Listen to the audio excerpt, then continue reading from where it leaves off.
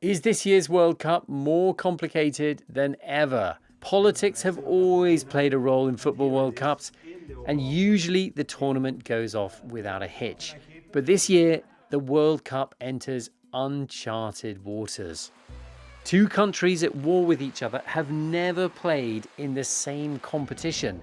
And here we have Iran alongside the United States, who are also the tournament co-hosts. And it's not just geopolitics. This World Cup is meant to mean big bucks for everyone. It's been billed as the equivalent of 104 Super Bowls. From the BBC, I'm Tristan Redman in London. And today on the show, my co-host Asma Khalid has been delving into how this World Cup is different. Welcome to The Global Story on YouTube. My name is Mehreen Khan. I am the economics editor at the Times of London, and I'm a huge football fan.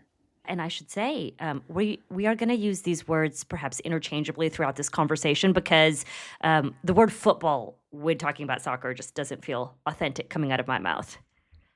Fair enough. I'm also an American football fan, so I kind of feel the pain because I also have to switch to soccer when I'm talking about my American football team. So we can do that. All right. So can you explain to us, sort of your knowledge, your expertise, your fandom around the world of soccer? Yeah, actually, my entry into journalism was doing sports journalism, and I accidentally have somehow wound up becoming a financial journalist. So it's always been a little bit part of my journalistic identity. I am a fan, so I live in London, I support Chelsea. And World Cups are not something, I'm going to admit it, like on the record, I've said it before, I'm a bit of a World Cup hater in the sense that the football that I love is the football I watch every week, in England mainly or across European leagues. So the World Cup is when, normies basically decide that they're also going to get interested in football, which for the slightly I don't want to say snobbish specialists, but for folks like me, it's sort of like we have to, then sort of get involved in the sort of mainstreaming of football where people just tune in every 4 years because it's a huge event. But I think one of the reasons I'm finding World Cups more intellectually interesting, and not just as a fan, but just as in my job, is that they are becoming bigger, as in they are encompassing more of the world.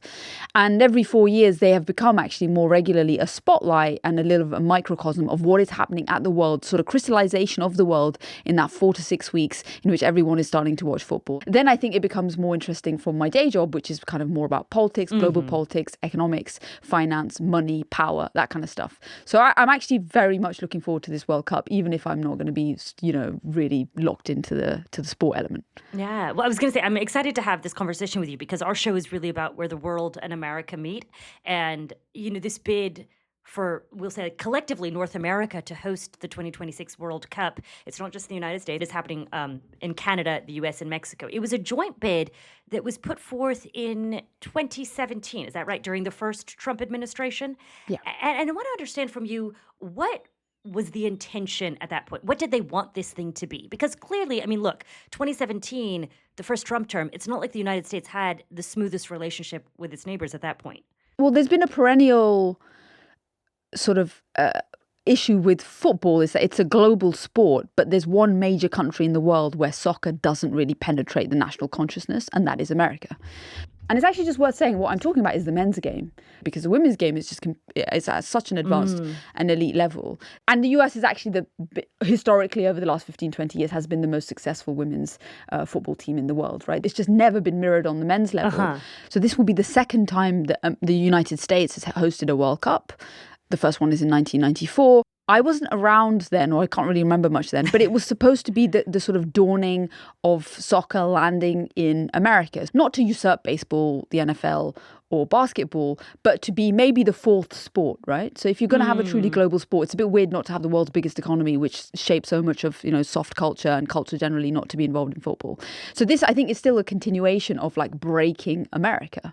But doing it in collaboration, then doing it with Mexico and Canada. What was the thinking behind that? Well, that is probably just economics. We are realizing very quickly that it is just not economical for one country to host a World Cup. It's just financially very prohibitive to build stadiums, because what do you do with these stadiums afterwards? So if you combine Canada, the United States and Mexico, they already have the existing infrastructure. You've suggested that the expanded geography helps with sharing the burden of costs, right? And just putting on this big sporting event. But I presume that it also presents challenges, right? To fly from, say, Vancouver in Canada down to Mexico, it's a long distance. Yeah, from the fans' perspective, this is basically a very non-ideal World Cup.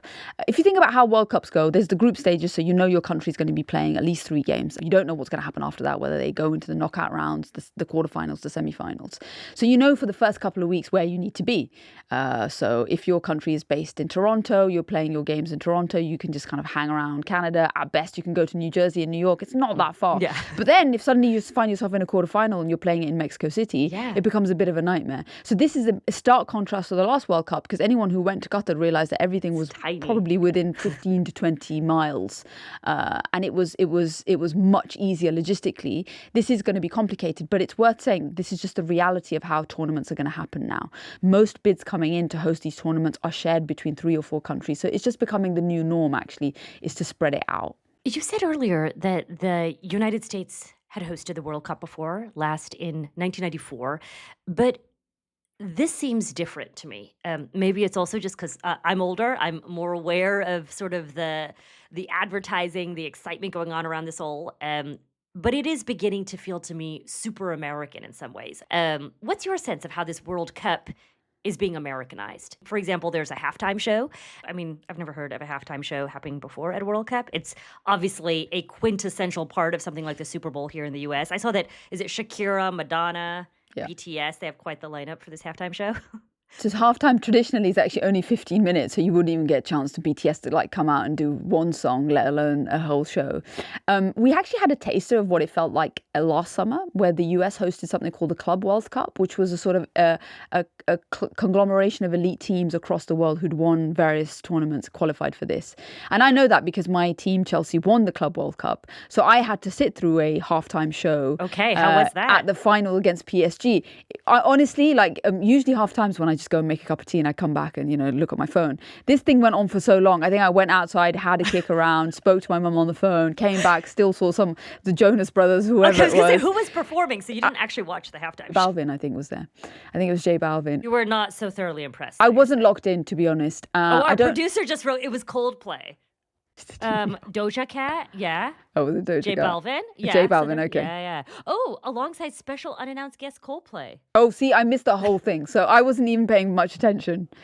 So if it was meant to impress grumpy Brits, it didn't. Or at least it didn't with me. But then I was like, oh, God, this is weird. And the other weird thing was that when we played the game, before we played the game, Donald Trump walked out with the players. And very famously, Donald Trump celebrated with the Chelsea players, wore a medal, and then sort of jumped around with them at the trophy presentation, which is one of the most bizarre spectacles I've ever seen. And I was like, God, if this is what the World Cup's going to be like, there is a lot of content that's going to be generated from the World Cup. Donald Trump does seem to view the World Cup being played here on American soil is a great point of patriotic pride. I mean, he said just the other day that, and I'm going to quote him here, he said, we have the FIFA World Cup and our great American State Fair and the National Mall, and he listed off all these things, and he seems to view it as a point of pride in American identity.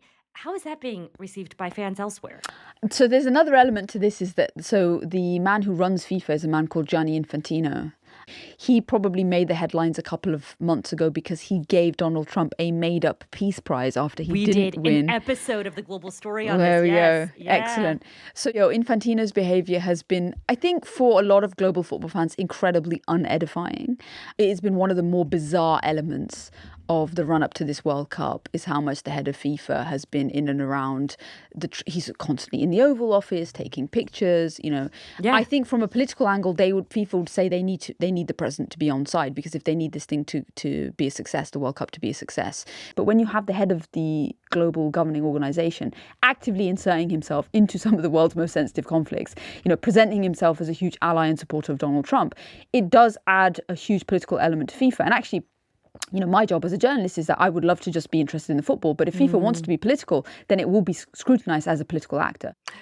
So let's talk about the economics. You are an economics reporter.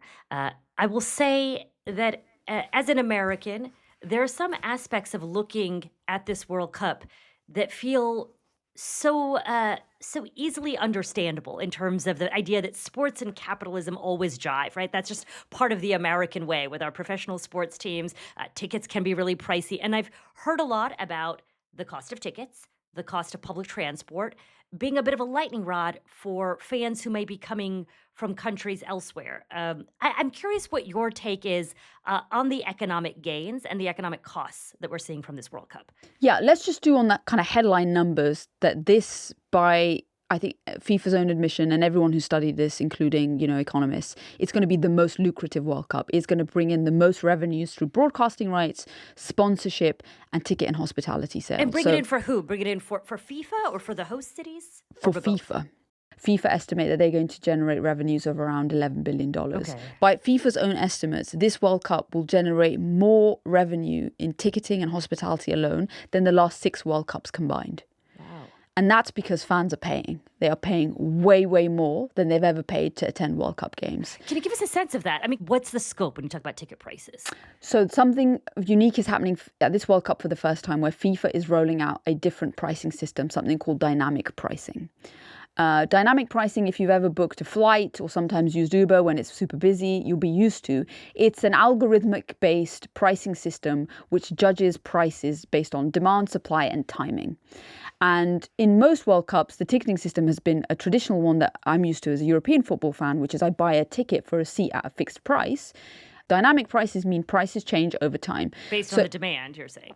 Based on demand and timing. Now, I should mention that for an American football fan, soccer fan, basketball fan, baseball fan, dynamic pricing is usual because that's how most American sports franchises do their ticketing system, which means that some of the eye-watering prices that we've seen are not going to be fixed at that level. And what we're seeing now closer to the tournament is a lot of those prices are coming down. But there's something interesting about dynamic pricing, which is that, yes, Americans on average pay way more to watch live sport than Europeans. That's always been true. They pay way more than any people, any continent in the world to watch live sports. But when you're, say, an example, the New York Giants, a football team, and you do dynamic pricing, you want to make sure that the people that come back to watch the Giants every other week are not getting priced out. So there is a limit, a cap to how much you would actually charge them. And there's also there's a floor because you don't want to charge prices that are lower than, say, the season ticket price holder does. So actually dynamic pricing on a domestic ongoing basis is a way to keep fan loyalty and to reward fan loyalty. When you're doing it at World Cup, it's just a one-off tournament. People will pay one price at one time and they're not going to be attached to coming back. So that's why we've seen such egregious levels of pricing in the dynamic pricing model, because it's happening for a one-off tournament. So I, just before I came onto the show, I went onto FIFA's resale. They have their own platform for reselling tickets. So you can buy a ticket and then if you don't want it, you can put it onto FIFA's platform. Okay. And there's supposed to be 3 categories of pricing, or category 1, 2, and 3 they're called. 3 is supposed to be the cheapest, but from what I could see, you could still pay upwards of $4,000 for a category 3. I think a couple of weeks ago, the resale platform for the final of the World Cup they had 4 tickets behind the dugouts, or where the players are coming out. They were each priced at $2 million. What? Yeah. So this is so much more than previous World Cups? Yeah. I mean, 2 million is it's ridiculous. Yeah. Like, that's not to say anyone is going to pay that. I mean, it's very unlikely that anyone's going to pay that. I think Infantino said himself, if anyone pays that, I'll buy them a hot dog. Actually, if somebody buys a ticket for the final $2 million, I will personally bring him a hot dog and a Coke. Yeah. To make sure that he has a great experience. I tried to find the cheapest tickets on the resale site, and I found some cheap tickets. The cheapest I found through my research, which is not extensive, you could probably pick up a ticket for around $250 to watch Qatar versus Switzerland in San Francisco in a group round. I think Australia, Turkey, which is happening in Vancouver, somewhere around $350 right now. Then there was Ivory Coast, Ecuador in Philly, and the cheapest I found there was $850. Ooh. So what's going to happen is that you're probably going to have stadiums that are not full. You're going to have some stadiums that are looking very empty in the cameras.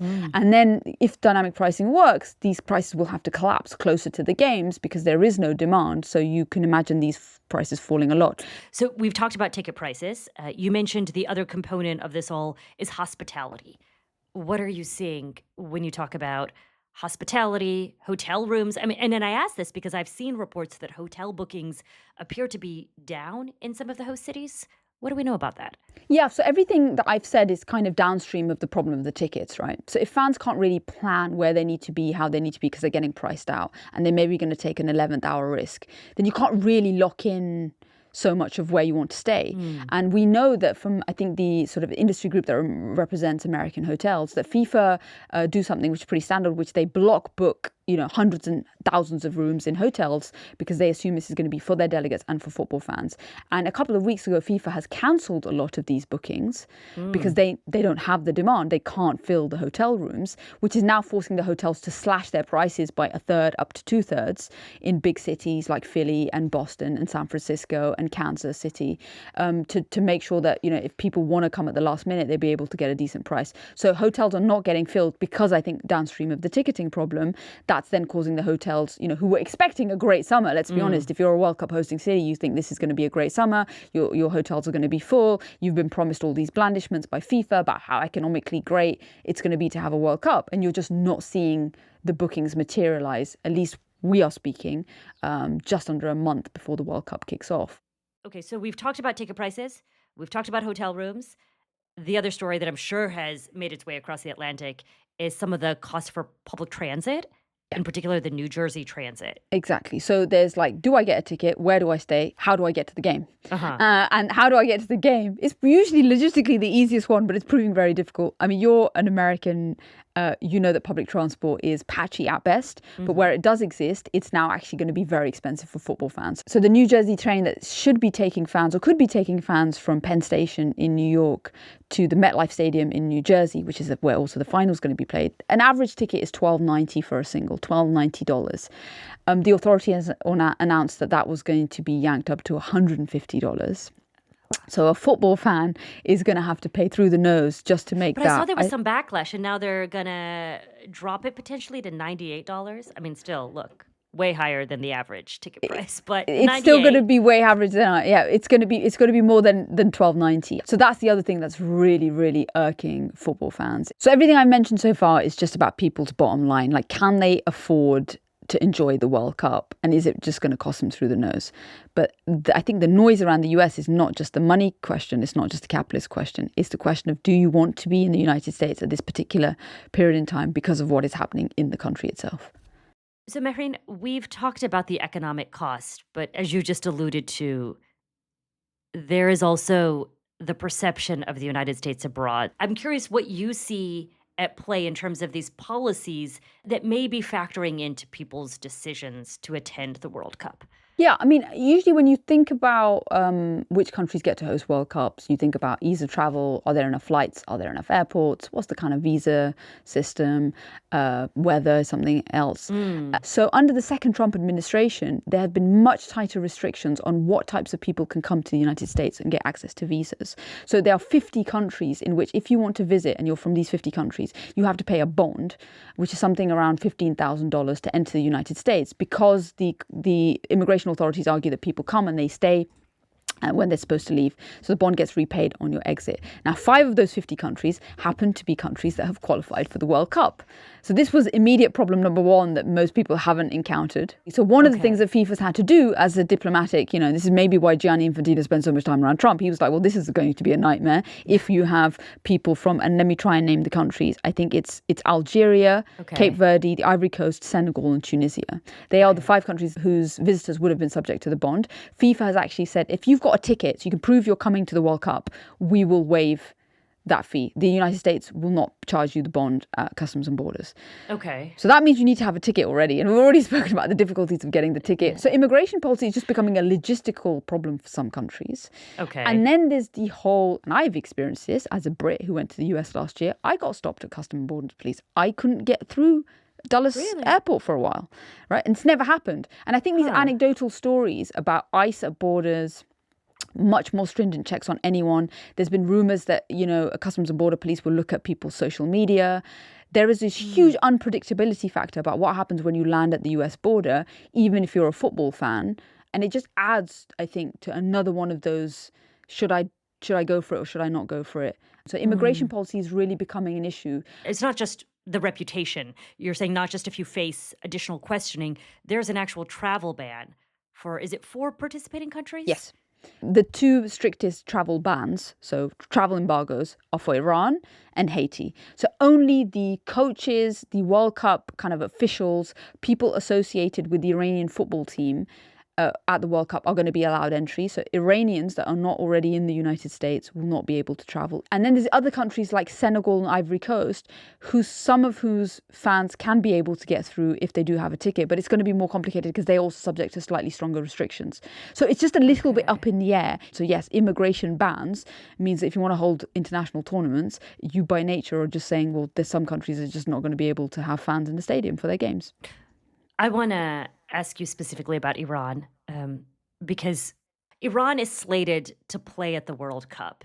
And I don't fully understand what that's going to look like. You have Iranian athletes coming to play in the US, and the US government has been actively at war with Iran. Yeah. So this is one of the many, I think, problems of the in-tray of Gianni Infantino when the war broke out. So Iran, it's worth saying, is a country with a footballing history. They actually qualify for plenty of World Cups. In the last World Cup in Qatar, the US and Iran were in the same group. They played each other.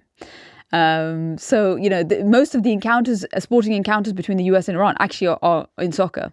So they legitimately qualified for the World Cup through their Asian regional rounds before the war. I think there hasn't been that many calls for Iran to be kicked out of FIFA because of the war. But there have been slightly informal attempts to kick Iran out. And the most, I think, bizarre one happened a couple of weeks ago, which was broken by my colleagues at the Financial Times, which is that Trump has an American-Italian envoy who proposed to Trump that Iran should be kicked out of the World Cup to be replaced by Italy. So there was this idea that we should kick Iran out because Iran is the persona non grata country in the United States, and we should get Italy in primarily because I think US and Italian relations have been pretty strained because of the Pope, because of relations with Giorgia Meloni, who's the Prime Minister of Italy, and Italy's a real country, and also a lot of Italian Americans probably want to see Italy play in the World Cup. This idea went nowhere because, to be fair to the Italians, they were like, no, we did not qualify on merit. We are not going to take this bizarre, weird political backdoor route into the World Cup. So as it stands, Iranian athletes, Iranian coaches, and the Iranian sort of World Cup delegation will be allowed to travel to the United States to play in the World Cup. What the dynamic in the stadium is going to be, I don't know. There is one game, though, which I was looking at, which I think will be quite significant, not from the sporting element, but it's Iran against New Zealand in the group stages, which is being hosted in LA, which has a reasonably big Iranian diaspora who've been very vocal as against the Islamic Republic's regime. FIFA have already said that the Iranian flag, the pre-revolutionary Iranian flag, which is kind of the Iranian colors with this sort of gold emblem on it, will be banned from the stadiums because it's not the official representation of the of Iran as a constituent country. So that, I think, could be a little bit of a flashpoint. A bit, the fact that Iran is there is probably, already going to be weird. But then you've got this unique dynamic of you might have anti-regime Iranian diaspora fans in LA who are going to turn up to that game and probably use it as a political moment to make their voices heard about the conflict. So yeah, there's just going to be a lot of these sort of flashpoints that are going to happen. And I think this is probably the bigger point that interests me as a fan, but also as a journalist. Is like football has always been, for me at least, a form of escapism from the horrors of the real world. It's just 90 minutes when I can just switch off and just think about, tactics and be emotionally involved in a game. It's cathartic. It's what sport's supposed to be, sort of the gladiatorial environment where you can live out emotions in a different place. And then you have to go back to the normal world as soon as you've switched the TV off or gone out of the stadium. It's just so clear now that football is actually far from an escapism. These big international tournaments where countries are coming together in a world which is splintering, right? Where multilateralism is becoming less normal, where big diplomatic events to fix world problems are less of a norm, where the might means right. Weirdly enough, World Cups are becoming diplomatic moments in and of themselves because by accident they happen to be when, 48 countries are going to be getting together. Football has this uncanny ability because all of the prime ministers, presidents and heads of state want to be there representing their countries and wanting to kind of ride off the coattails of the success of their countries, right? So they're all going to be there and they're going to be in close proximity, which just makes it interesting from a geopolitical analysis. We already mentioned how bizarre is it that Iran is going to be playing a World Cup in the United States at this particular moment in time. There's nothing else but football that's managed to make that happen by accident. To quote one of my co-hosts on a podcast I did, Simon Cooper, World Cups are not going to predict what's going to happen in the world, but they do shine a spotlight about what's happening in the world at that particular moment in time. Every 4 years, it's a way. It becomes a marker for us to understand where we were at that particular point in time. I really hope that, if I'm being optimistic, it's a corrective to the increasing isolationism of the US in other spheres of politics and activity. Yeah, and if you're in Kansas City, I don't know what the demographics of Kansas City, but if you've got a load of fans from Jordan turning up, right, to like invade your city and there's hotels for a couple of weeks, I mean, that's an interaction in and of itself. Like, you are hosting the world too. And it is a corrective to what we hear about US immigration policy. It is a corrective to how much we hear about the United States doesn't want to open its borders up to the rest of the world. It's going to have to do that for at least 6 weeks. And Americans will have to, and maybe I'm quite the patriot, but I do think we're quite hospitable face to face. I think you're quite hospitable too. Compared to the Brits, I think you're much more hospitable. But I think that kind of organic level interaction and love of sport and understanding that the world is actually pretty good. So that's actually the beauty of the whole thing, I think. Well, on that note, Mehreen, thank you so much for joining us. I really appreciate it. It was such a pleasure to talk to you. Thank you so much for having me. That was Mehreen Khan, the economics editor of the Times of London, speaking with my co-host Asma Khalid. And that's it for today's episode. The Global Story is also a podcast. You can find us on bbc.com or wherever you listen. We'll be back again tomorrow. Thanks for tuning in. Cheerio.